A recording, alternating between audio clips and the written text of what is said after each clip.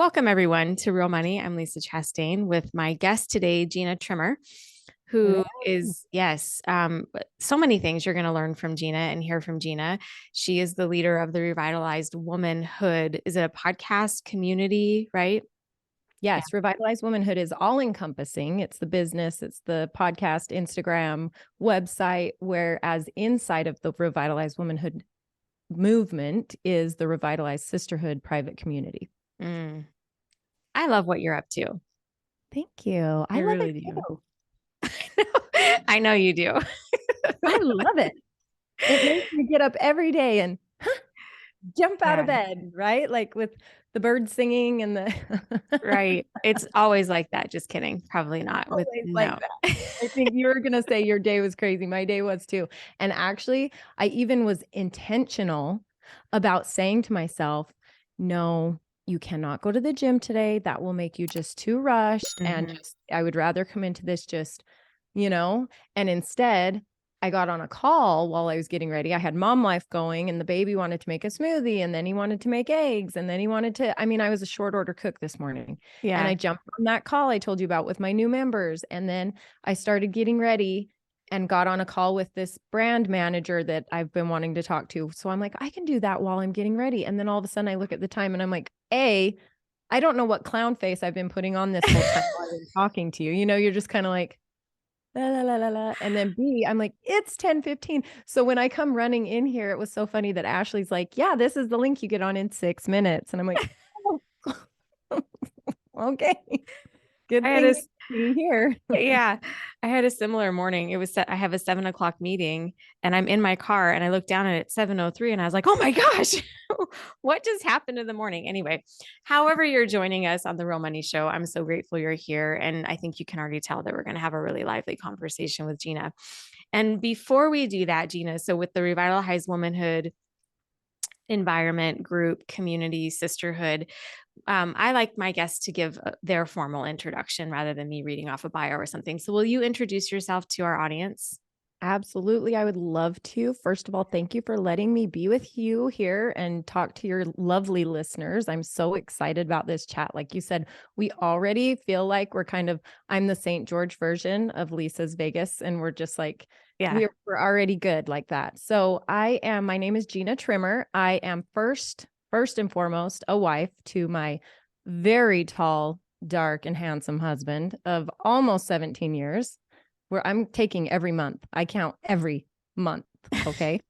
I've worked for every month. Yes, you have. And then my favorite role is to be mama to my 3 boys. I am a boy mom times 3. I have an 11, an 8, and a little caboose. He's 2.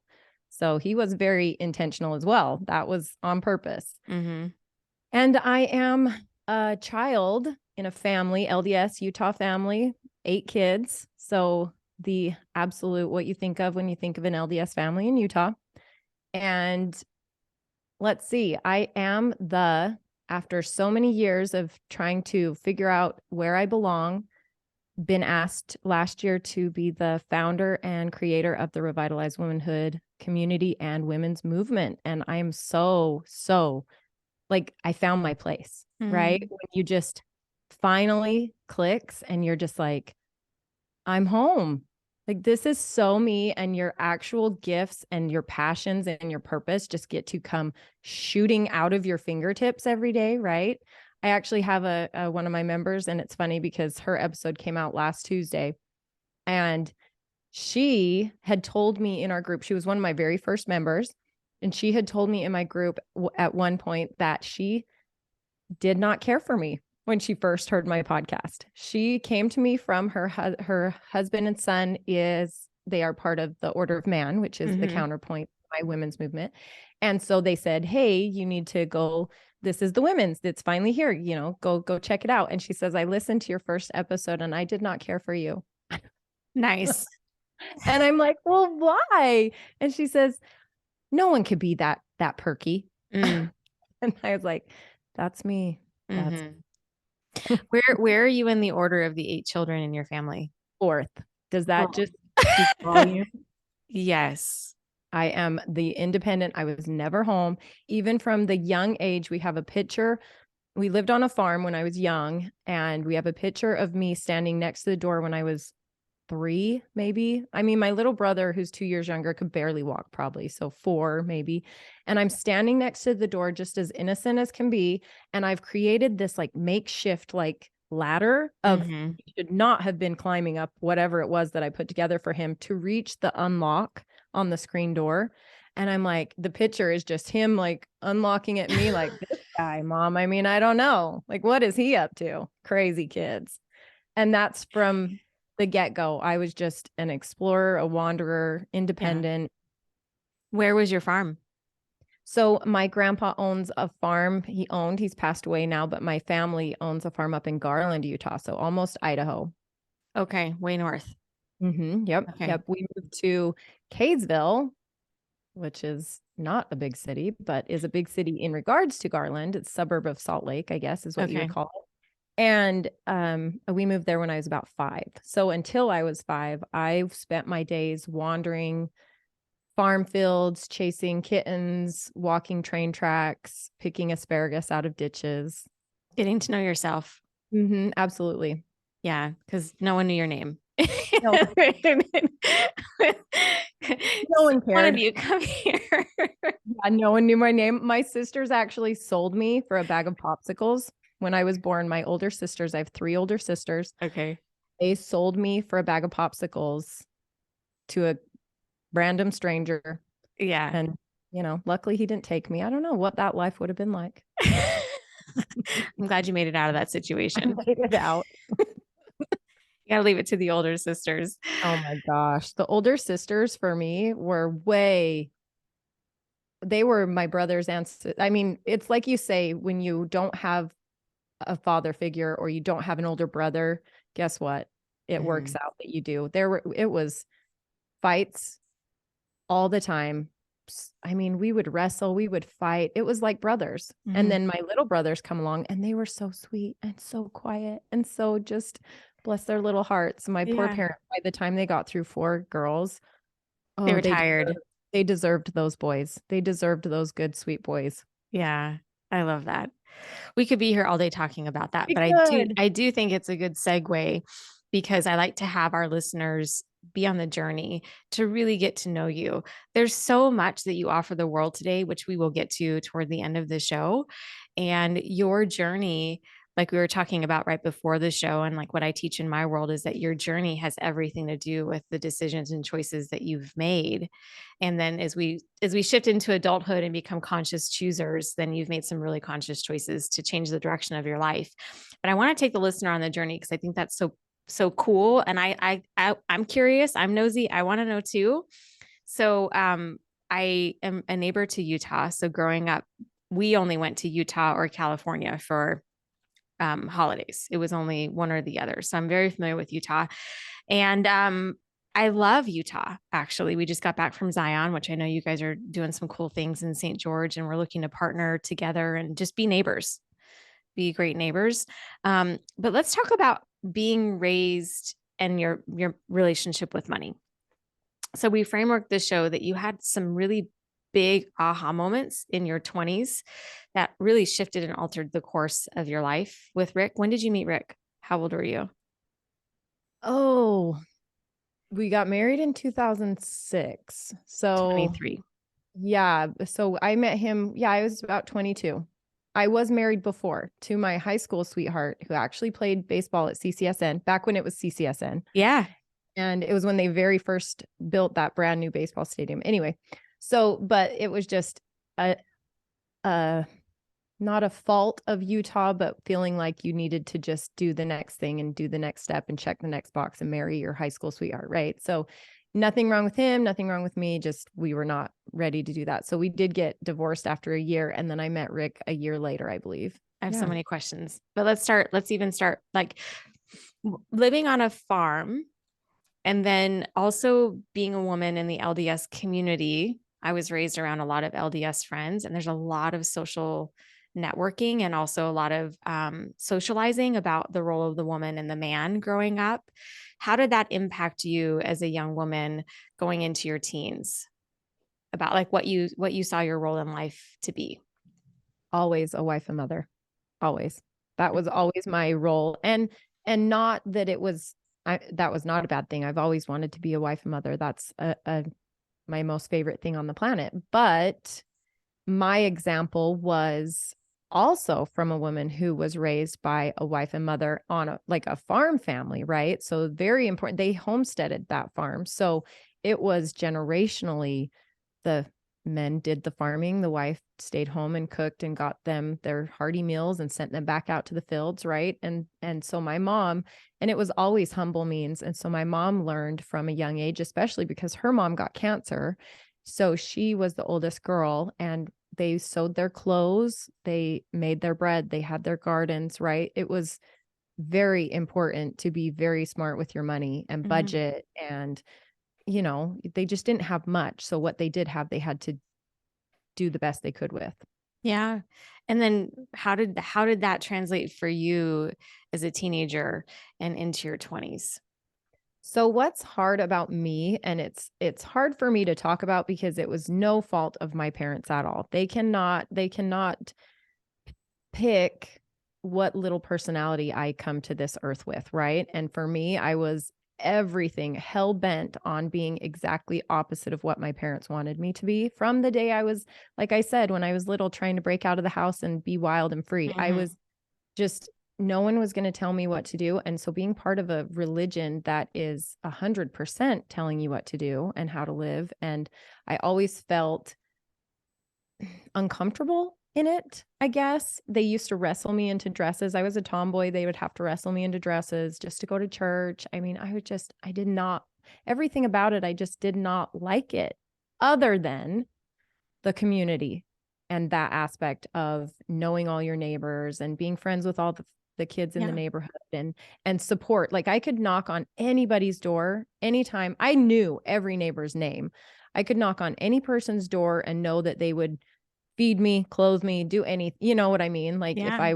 if I needed anything. So that aspect of that, and that's not a religion per se, that's human beings or Community. any community, right? But in an organized religion, for me, being told what to do was really hard. So I fought it. I fought it. I fought it. And my parents, bless their sweethearts, didn't know how else to deal with that, right? They just did the best they could. So when I talk about it, I hope they know me well enough now to know that I don't blame them for anything. So like saying my mom, I had her on, I actually did a podcast with her, and I don't blame her at all for, she did what she could with the information she had, right? So for me, it was never be a doctor, be a lawyer, you can be anything you want, be an entrepreneur. It wasn't these things. It was surviving. She had 8 kids. It was making sure we had clothes, making sure we were fed, making sure, right? So, and it was one income. So my dad worked, which ironically, he was a banker. He was always a bank manager or whatever. And so I knew from the start that if I wanted something special, I had to work for it. I had to get a job. I had to get the money and pay for it. So I knew from, we had a garden, right? We would go to Hostess and buy the bread that was cheaper, right? So I knew these things that my mom was doing. She would balance her checkbook religiously. My mom is so good at that. I remember watching my mom balance her checkbook every time she made a purchase. It would go right in her little account balance. And that's so funny because for me, I am opposite of that. And I kind of think that maybe because of the way I was as a rebellious, I'm going to touch the stove kind of personality, that maybe that worked towards me not doing it because I didn't want to do what they did, or I didn't want to be told that I had to do something, which it's weird how you take that in as a child because you don't understand it, right? Yeah. And then it turns into these kinds of habits and systems that you create in your blueprints for your bad habits as an adult, but you don't realize they're there. You don't realize they're there. And it's interesting for you to say bad habits, right? Even just now thinking about, or maybe potentially judging the decisions that you made against how you were raised and what you learned. or what Yeah. you know now, of course. It usually is one of two ways. So in the neuroscience of the way that we make up our stories and our own beliefs, because that's not how you were raised. So usually children will model the behavior that they learn from their parents. And at some point, either have to choose in or out of that, or they go the opposite direction. And it sounds like you just chose the opposite. Like, I don't want to be with that, be like that. And whatever you had made up in your head about it, and then at some point started to move in the opposite direction. Knowing what you know now, what do you think was going on at that time? What were the beliefs that you had about budgeting or not having enough? We talked about this when you interviewed me for your podcast, but for my listeners, what were some of those beliefs that you had as a result of seeing your, it sounds like essentially like be very mindful. Your mom had to be very mindful with money and you went the opposite direction. What were some of those beliefs that you had? And it probably honestly was nothing to do with money, but it was. Money was the thing under the thing, right? It always is. There's something the Mm-hmm. thing under the thing. But for mine, it was I was embarrassed that we were poor. I mean, we weren't poor, but I felt like that. I was embarrassed that my friends had nice clothes and whatever, had nice houses. And so for me, it was an image. I was embarrassed that we would go to church and maybe not look as put Polished together, polished, right? My poor mom is wrangling 8 kids who none of them want to go to church, okay? And my or take dad baths. right? Right. And my dad is committed to this religion where he's doing the best what he thinks is right, but really that religion got more of him than us, honestly. If you think about what a man's role is in organized religion, it is to be not only working your 9 to 5 or whatever you do, right? You're gone, but on Sunday, you're completely committed to your callings. Mm-hmm. After work on the weekdays, you're committed to callings, whether that's in the bishopric, whether that's in the Boy Scouts, whether that's in the right. You're committed to all of these different callings. And we also had neighbors that would call him if they had difficult, Mm-hmm. like we had a neighbor who had a difficult son, and they would call my dad to come help them with this. So he was doing the best he could to serve his community and be all of these things when really he had a family at home that were maybe not getting as much of him as we should have. Mm-hmm. So for me, that has played a huge role. But okay, wow, where did we go with this? Okay, so anyway, wow, sorry, whew, right turn. So back to that, I learned pretty quickly that I wanted to have nice things. So I want to have, whether it was from making the money or by the time I made it to, I started working when I was 14 at a retirement home and I loved it. But minimum wage at that time was like $4 or Yeah. something. I don't know. It was like nothing. And so by the time I did actually get a job when I was 15 or 16 at the mall at PacSun, I got my first credit card and it was like $200. And so I would max it out and buy what I wanted, right? And I would make payments, but I didn't fully understand.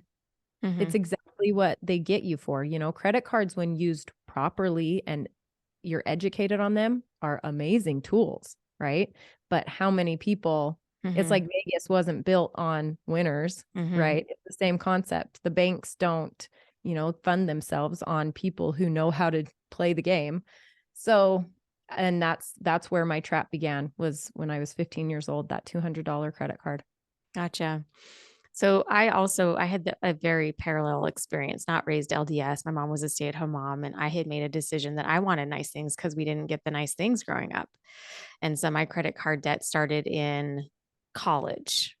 I got to college and I was like, whoa, people live so different from us. Um, from that journey, having nice things, PacSun. I remember PacSun. I always wanted to work at PacSun, but I never thought I was cool enough. So you're one of the cool girls at PacSun. When did you meet your first husband? In high school, you In started high school. dating. Mhm. Hmm. Yep. When did you move to St. George? So I moved to St. George actually when he got a scholarship to CCSN. So I thought not only was Dixie a good way to be close to him, but my family also founded St. George. So I have a partial scholarship at Dixie. So it just worked out. And I would just drive to Vegas every weekend. And so Yeah. I came down to, so I've lived in St. George now longer in my entire life than anywhere else. Yeah. So I basically am from here, right? It's crazy I mean, Vegas, Henderson and St. George are two of the fastest growing cities in America right now. And to remember growing up to drive through St. George, it was kind of like it just a blip. We always had to go through St. George, but now it's massive. Yeah. How many millions of people? Is it like a million people yet? 2 million people? Gosh, I don't know. My husband's so good about numbers like that. And Yeah. numbers for me, that's a blueprint. Numbers for me is I shut down. My brain literally shuts down when you start asking numbers. And I'm like, mm-mm. And that's from my dad being a banker and trying to teach math to us and our homework and me not understanding it. So he'd get upset. Mhm. And I was like, nope, shut down. Now I am shut down. Luckily, my little boys are math geniuses and my husband does it with them. And I'm like, I'll get me on when you're ready to write papers and essays, come see me. But numbers, no. So yeah, my husband knows he's so interested in things like that. Like, what's the population at? What's the blah, blah? And I'm like, who cares? Yeah. Yeah. But Thank it's you for huge. It's crazy. Thank you for sharing that. That's super vulnerable. And even in a conversation about money, what I tell when I'm on stages and when I'm talking to women, it's like you don't have to be great with numbers. I mean, I chose my college major to say, okay, there's three majors that require very little math. Which one am I going to do? Get me out of the math wheelhouse. And the truth is, you don't have to be great with numbers to be great with money Oh, and to be exactly. great with your life and to have what it is you say you want. So that's really great. I'm really great the way that this conversation is fleshing out, because that is then leading you into your 20s. And were you working as a married woman for the first time around? You were going to school. Were you also Yeah. working? So before even we got married, so he was playing baseball and I was here at Dixie. So my job was a teller at US Bank. And so I had a job, a good job. And ironically enough, in the banking industry, you know, what's so funny about that is my upbringing was all the background of the banking industry. My job through college was that. And still my concept of how it works was non-existent. How Mhm. interesting is that? How horrible is that? That's horrible. So I actually racked up, and because my parents couldn't afford to give us a lot of things, so my dad, luckily, bless his heart, he did this. He found a way to basically not take a loan out for me, but basically he would put whatever I did on a credit card. And because he was smart with it, he would get offers that said, okay, do you want to roll this over now at no interest? Right. So he would play that game for me in the background. I didn't have to worry about that. But Mhm. I was accumulating debt. So I went to Salt Lake Community College first before Mhm. I came down to Dixie. So whatever that cost or whatever. And then when I moved to Dixie, I had to put my housing on the credit card. I had to put my school, what I didn't get scholarship for, which was not all of it, and the books and living, whatever, whatever. And then after we got married, things went on the credit card. Like I had to buy a car, right? So I got a little Jetta and that went on the credit card. So honestly, by the time I was divorced and 21 or 2 years old, right, I had $20,000 of debt. Mhm. That might, thank goodness, my dad was playing the game for me and rolling it over to no interest, no interest, no interest. And I'm so grateful and blessed that he could do that for me. But I still had it. It So at was still 20 there. years old, I had $20,000 worth of debt. That in some ways unconsciously accumulated. Yeah. Yeah. Similar story. I was in my 20s but yeah, about the same. It's amazing how quickly it can happen. Right. And then we don't know what we don't know. Our brains aren't fully developed and formed until our mid 20s, male and female, 26, 27 years old. So we're making all of these decisions and we're treated like adults in the finance industry. And we still have so much to learn and grow. And, just a few minutes to break. This is the perfect segue because then you got remarried. You met Rick, you got remarried. And I know from the way that we've shared this story before, it didn't stop. It sounds like it almost got worse. Yeah. There was two of us with the same thinking. Yeah. So help me understand. So from that transition, you were managing like minimum payments, probably. Yes. Yes, I was. Because at this time I was living with a roommate or two in a townhome and I still had my payments and I still had everything, right? So I was basically barely making payments and then having a little left over to be a 20-year-old and trying to go out and have drinks or go to dinner with friends or buy the cute outfits. I mean, severe shopping habit. Mhm. Right. And so then I met Rick and it was the same thing. He was starting a business and making a lot of money. And so we started living in a lifestyle that was outside of our means. He loves to say, his favorite thing to say now is, it's not how much money you make, it's how much money you spend. Mhm. That is the secret. Is if you can get a hold of that, then you will be in a better place, right? And so it just, and he actually didn't know about my $20,000 in debt. Ah.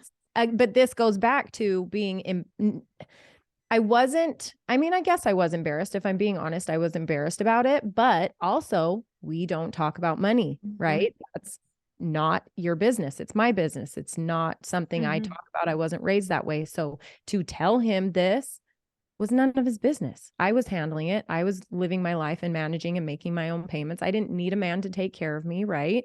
So when we did get married, that was still a secret. And Yeah. that became a obviously huge problem, right? Like 20 grand that you don't know about. And we worked through it, but I paid it all off myself and it was one of those things that I hid because of my blueprints with money. Mhm. Yep. It's all connected. It's all Absolutely. connected. Thank you for sharing that. There are women listening to this right now who have secrets, thinking about not only are they going to be mad at me, which is like the best possible outcome, that they're just mad, but there's trust and betrayal and other fears that people have. And I don't know what yours were, but there's those fears that like they're going to leave me, or that this is going to cause a huge rift, or that, breaking trust, all of that. So thinking about where you are today, what would you have told that 22-year-old young woman? I get this question a lot Do because you? I am in a women's community. So it was actually on my last Friday episode. They asked me what I would tell younger Gina, and it's, don't live your life for someone else. Don't check boxes. Don't don't don't do things because you think that's what they want you to do. Who is they? Mhm. Right? Live your life for you. If you want to buy a car, do it, but make the choices of doing it smart, right? If you don't want to get married, but even though everybody in Utah says get married, don't do it. Mhm. Live your life for you. I'm guessing that that's what revitalized womanhood is all about. And I can't Yes. wait to lean into that. And it's a definitely a new way of being and thinking for so many women. And I thought it was a good segue to talk about Robin Sharma. And what's the name of the book? Who will cry when you die? Yeah. We were Oh, talking about values and what's on your tombstone, and like you can't take a U-Haul with you to heaven, right? Like all these conversations, which is a great segue to where you were living and what life was like. And in similar ways, I had a big crash in my life around materialism and about things and about what was really important. But here's the truth for all of our listeners today. If you want to know what your values are, go look at your bank account. That would be your homework, is go look and see at what you're actually spending your money on, or where your money is going. Because you might say that you value certain things, but as a money coach, I have the privilege of looking at people's money all day long, and then I can point out, like, this is what you say. This is actually what's really important to you. And I yeah. love, like we were talking about introductions, how you introduce yourself, that you're a wife and a mother, because at the end of the day, and so many other things, right? But what matters to you most is the stuff that matters at the end of the day. I'll say that. I really believe that's the case. And it's great to like intersect to where we're coming to in the show, to talk about what happened at 25 and 26 for you and Rick. But before we get there, what's present with you, talking about like what really matters? Well, that's actually, it's funny. What just came to mind was my mom. And she told me this story, and I'm going to paraphrase because I'm wasn't there, and obviously it's like a game of telephone stories are, right? And she basically was at her high school reunion, and a very small Garland, very small town. I mean, they probably had 20 people there. That was her graduating class. Who knows? And she said that we stood around and said what our greatest accomplishment was. And she said, I was so embarrassed because I thought, well, I haven't done anything. What is my greatest accomplishment? I might have talked to her about this online. Anyway, and I'm sitting there floored while she's telling this story, because in my mind, I'm like wanting to scream and shake her, but she's finishing her story and she says, I made him skip me and come back to me, let me think about it, whatever. And I said, Mother, you have raised 8 children to be functioning participants in society. Like, we all have families, we all have jobs, we all, you know what I mean? Like, we're educated. Some of my sisters and my brother's a nurse practitioner. My sisters are nurses. Like, you have successfully raised 8 human beings to give back to this world in a way that's amazing. And I'm like, there's not a bigger accomplishment than that. I'm sorry, there's not. You can have one child and not even have them come out that well. Right? So that means that you did so many things right that it filtered down into this like spider web of, and now we've got, oh my gosh, so many grandkids. Holy cow. There's so many of us. We've multiplied. We've like we've repopulated the earth in my own family alone. So that's going down. And my husband's grandpa, who was very, very important to us, and we'll get into that why, but his greatest fear was not seeing his grandkids get to live their lives, right? Because that was something he was really looking forward to. And B, to not be remembered. Because there's a statistic that is actually horrible and I hate it. And I don't even know if I should say it because I don't know it that well. But basically, by the second generation after you've passed away, everybody's completely forgotten about you. Like, the stories don't get passed on, whatever. And that is a huge deal for me. We actually just came out of Women's History Month, right? The women who tell our stories. And so I focused a lot on that in my community about what's the story that you're going to pass on? What's the stories that have been passed on to you? Right? And how you show up in your life, that is a story you're telling. That is what's going to be remembered, right? If you're just kind of like, today's a day. Yeah. That's the story you're going to tell. That's the story your kids will pass on. Or if you're like, it's Monday, right?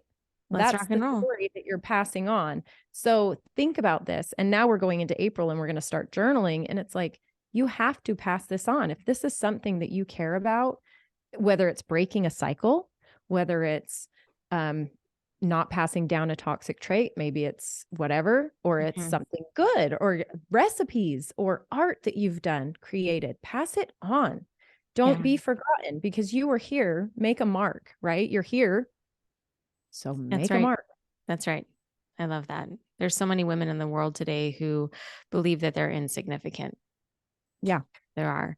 And American women, I believe this in my bones, that American women are the way out for so many women on this planet. And there's women in the UK, and like, women are championing each other and stepping up in so many ways. And it's our time to wrap our arms around each other and say, you matter. Let's go. Let's do this.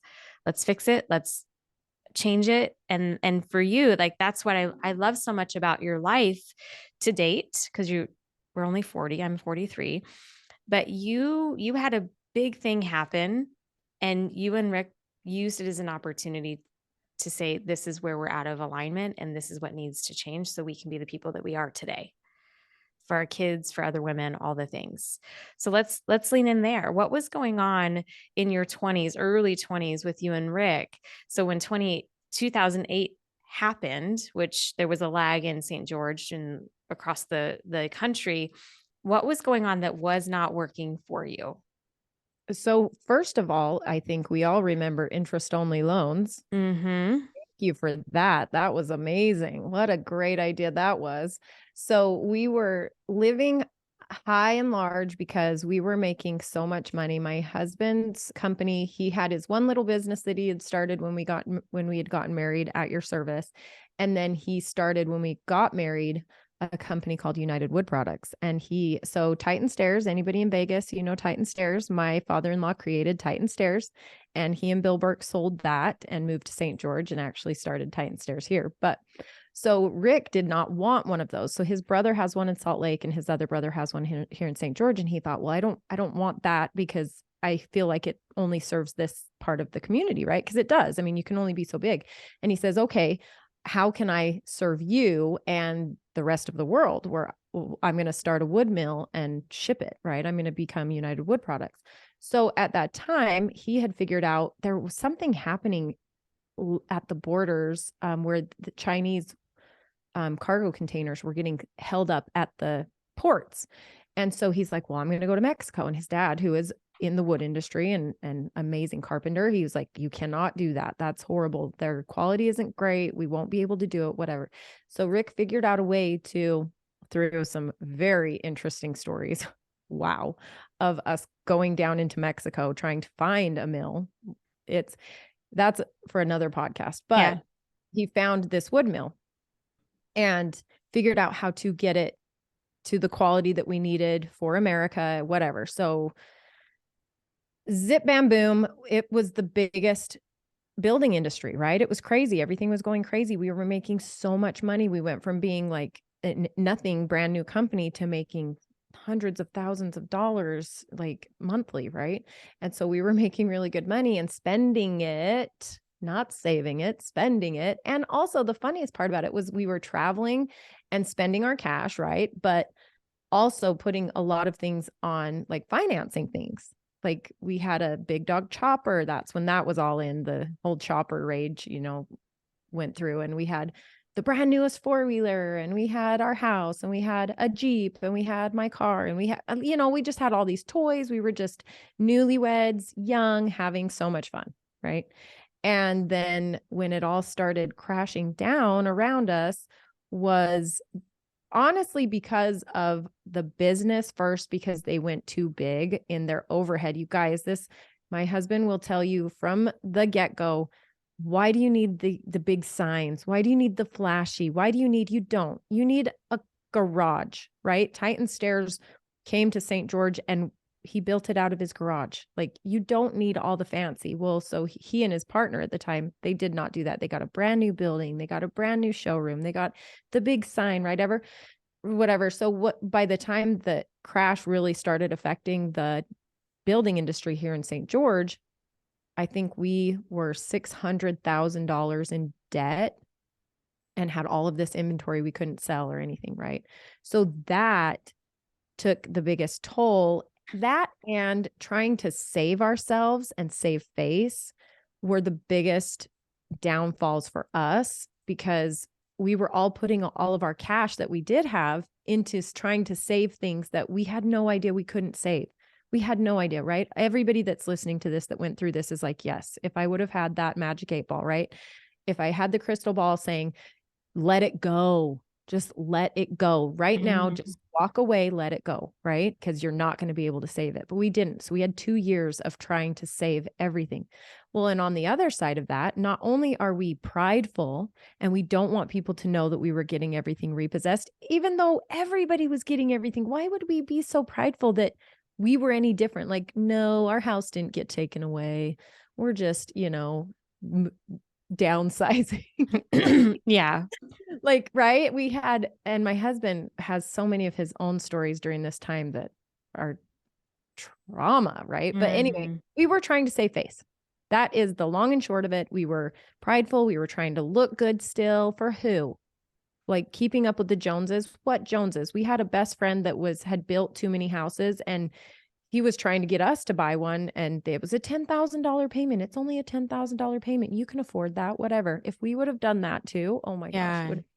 But at the time, not even our home and our cars and whatever that were getting repossessed, we could not go bankrupt. It was not an option. We had $650,000 in debt that were guaranteed by Rick's dad's property that he earned himself and bought because he sold Titan and got to come here and have his ranch, right? Well, his ranch was what held the note on our loan.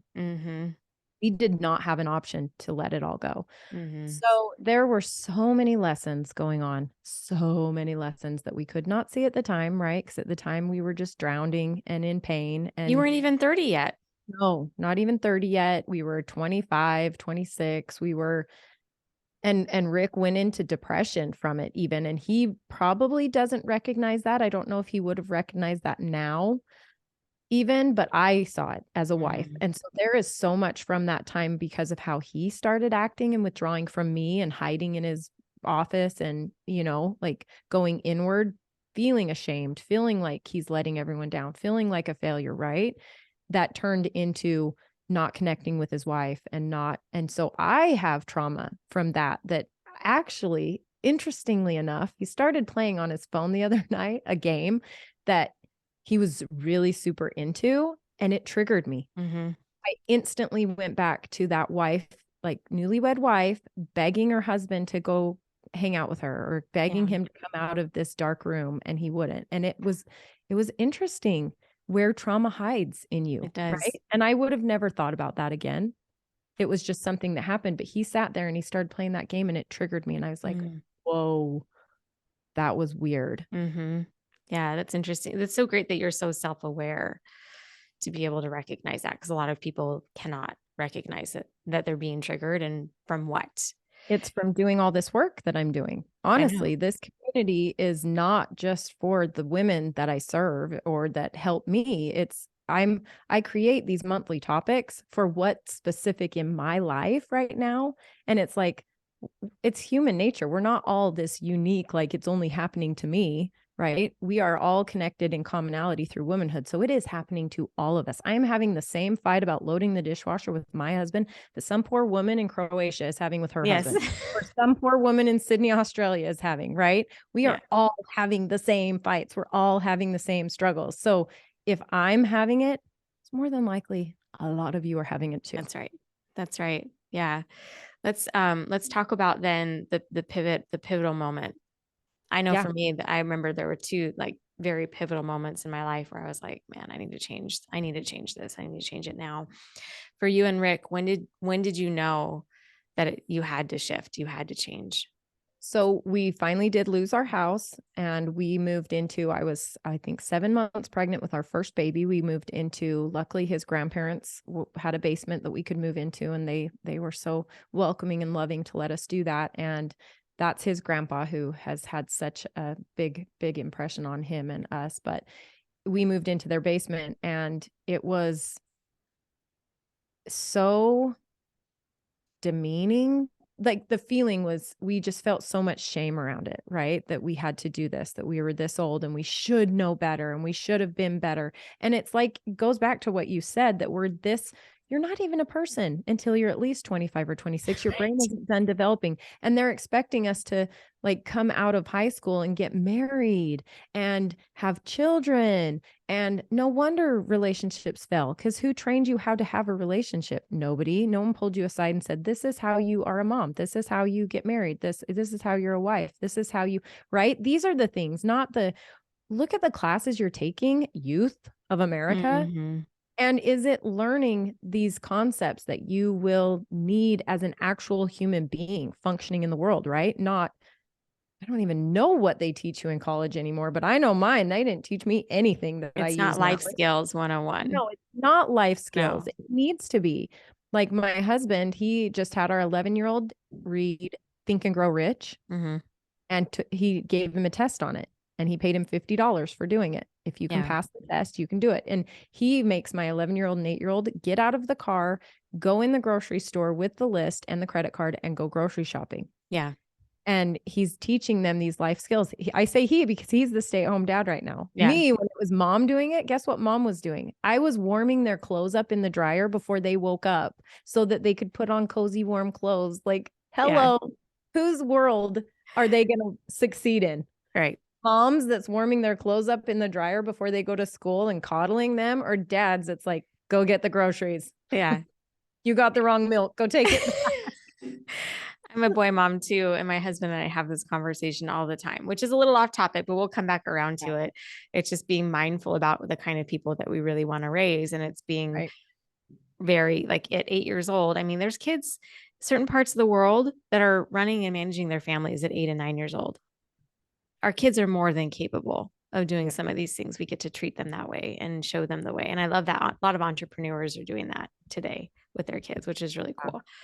So sorry, I was off topic there, No, but that's so okay. at that point, we were in this basement. I was working as an emergency dispatcher. So that was our only income, right? So we had Mm-hmm. nothing else. So, which was not a lot at the time because they were in a freeze, a spending freeze. So it was like $14 an hour. It was not Mm-hmm. much. And I couldn't get overtime. I couldn't get anything. It was not like a great government job. It was because the economy was crashing. They All the couldn't. governments were shutting down Yeah. and This furloughing. was all we could do.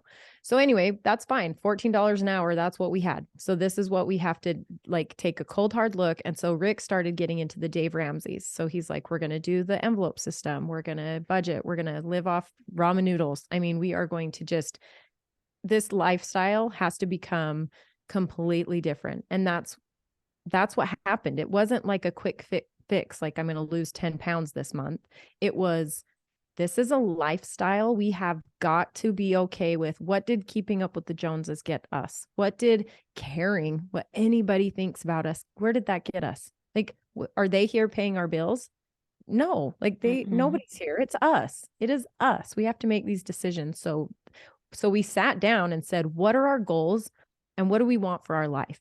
Okay. So we said, this is what it is. And this is what it looks like. Well, okay. How do we get there? So this is how we get there. We have to change our spending habits. We have to change our livelihood. We have to commit to this. Like it's a lifestyle, right? Mm-hmm. And that's where it started. That was the pivotal turn. And it was, now looking back, that is exactly where, when you say, how can you be so confident in yourself and how can you, everybody to some degree cares what people think. I mean, I don't leave the house without mascara on. That's caring what people think, right? But to this point, that is the best part of, I stopped caring what people think, because where did that get me? Nowhere. Mm-hmm. And so from that point on, I saw our little note, sorry, where's yours? Like, from that point on, we just did everything we could. And I don't know if you want me to zip bam boom this, but Let's it zip turned zam in, boom. That's 2 minute yeah, turnaround. zip bam boom went from nothing to the secrets of figuring out how to have 8 vacation rentals here in St. George and getting our business back on track and traveling the world with our little boys for 3 years around, 40 plus countries and living totally debt free, financial freedom and passive income. So I'm sorry we had to zip bam boom that. There's so much more to that story. So much There's a more. lot of secrets to how we did it, We got very creative. We got very creative how we got our first, because we didn't have any credit, right? So our first condo was a hard money loan because people knew we had cash because we'd been saving it and saving it, saving it. And someone knew, because my husband talks about money, someone knew we had 60 grand that we could hard money loan somebody. Well, the collateral for that was our first condo. And then the next condo we got owner financed by the people who owned it. Like, you can be creative. There are ways to do these things. Be creative. Think outside the box. Here's what it comes down to. There's a lot of people that don't want to go outside the box because it requires them to, one, ask for help, Yes. and to be vulnerable and take risks. And that's a hard thought, that they're just going to do it themselves and do it themselves and do it themselves, versus what I'm hearing you say is you went and started talking to people and Yeah. you started negotiating and you started advocating for what it is that you really want. And you and Rick got on the same page and you started taking action in that direction, which has lended itself to being retired, being a stay-at-home dad in his 30s. He gets to spend time with his kids every single day. What a blessing. You're doing what you want to do in your life. You're living a life that's on fire and purposeful. And I want to land the show here. And I would love for you to come back and share all the secrets. Will you do that? Yeah, there's a whole part 2 to this life. Okay. Yeah, we're going to do part 2. This is really important that women hear that, like, that one, bankruptcy or losing everything is a big fear for a lot of people, and it's not the end. It can Yep. be the beginning. Yep. So that's a huge, right? It's the beginning. It's not the end, but you got to change. You got to course correct. Let's talk though, if you can, in a minute, what is the revitalized womanhood world? What does it mean to you today? The revitalized womanhood, the whole thing behind it is showing women that we're allowed to make choices in our own lives. We're allowed to live intentionally and not for someone else. So what I just talked about, it's like waking up and not taking the victim mentality of all these women who are making jokes online about being a mother, and it's so hard that they'd rather throw themselves over a banister to get a vacation in the hospital, or saying that your husband is an idiot and worthless, and all of these accounts that make fun of these kinds of things. No, you made a choice to be a wife. You made a choice to be a mother. Live your life intentionally and create this ideal life of purpose and impact, right? You have the ability to do that. And it starts with your choices and being intentional about them. It's a perfect way to end the show. I couldn't agree with you more. Yeah. Thank you for Thank being on the show you. today, Gina. Jinx. I'm We're so both glad hosts, that so we're like, we were okay. So we were Instagram friends, and like she was liking my stuff and I was liking her stuff. And now here we are. And I really, I love the power of the sisterhood, and I look forward to co-creating so many things to come. Thank you so much for being a part of the Real Money family. thank you. Thank you. Yeah. Thank you. I appreciate it. Yeah. Okay. So quickly, where can people find you? Revitalizedwomanhood.com or Revitalized Womanhood on Instagram, podcast, YouTube. I made it really easy, guys. Revitalized Womanhood. Cool. Shout out to Gina. Let us know what you liked about today's show. We'll be back with next week's guest. I cannot wait for next week's guest, and we'll be sure to share this out on all channels. Thanks for joining us on The Real Money Show. I'm Lisa Chastain. We'll be back next week. New topic, new woman, new story, new you. See you then.